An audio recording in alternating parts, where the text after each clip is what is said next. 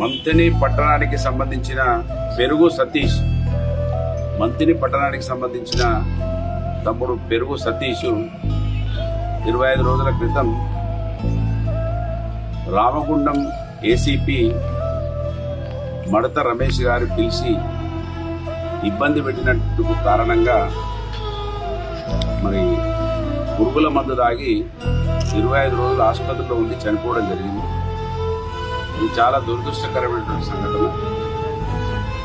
పెరుగు సతీష్ వాళ్ళ అక్కయ్య అంటున్నది, మా తమ్మునికి కౌన్సిలింగ్ ఇచ్చేటువంటి ఏసీపీ ఎవరైతే అమ్మాయి నన్ను ఇబ్బంది పెడతా ఉన్నాడని చెప్పిందో ఆమె లేకుండానే ఏకపక్షంగా మా తమ్ముడిని ఇబ్బంది పెట్టిండు.